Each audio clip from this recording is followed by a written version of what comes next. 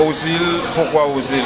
Ben, Ozil, c'est une combinaison de deux mots. Ozil, A-U-X, et puis I-L-E-S. Et puis on a fait une combinaison de deux mots comme voyager aux îles, goûter aux îles, vivre comme si tu étais au soleil. Ok. Ouais. Et c'est un peu ça que le restaurant offre? Le restaurant, présentement, il offre une spécialité haïtienne, la nourriture haïtienne. La nourriture typique, mais le restaurant va ouvrir son menu, mais pour le démarrage, on a commencé avec les choses de base que les gens connaissent plus, comme le griot, le poulet, la dinde, les légumes au bœuf, et puis le riz blanc, le riz collé, les choses que tout le monde connaît et que les étrangers connaissent aussi. C'est situé dans un centre d'achat, ouais. Visité par toutes sortes de gens, toutes sortes de nationalités. Ouais. La stratégie, vous l'avez pensée comme ça?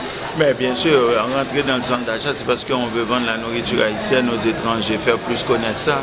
Parce que si Ozil fonctionne dans un centre d'achat, il peut fonctionner dans tous les autres et puis ça peut avoir des impacts sur tous les autres types de commerce de ce genre parce que plus de monde vont connaître cette nourriture-là.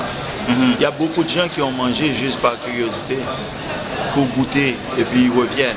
Ils amènent leur famille, ils amènent des amis, ils commandent. Donc c'est ça l'objectif. Ok. Quelle différence avec les casse-croûtes par exemple? Bien, la différence c'est qu'ici il y a plus d'exigences. Il y a plus d'exigences au niveau sanitaire, il y a plus d'exigences au niveau du service à la clientèle, il y a plus d'exigences au niveau du look, la présentation que vous voulez faire. Mais la nourriture c'est pareil, comme dans les autres. Ok, ok. Vous prévoyez vous étendre?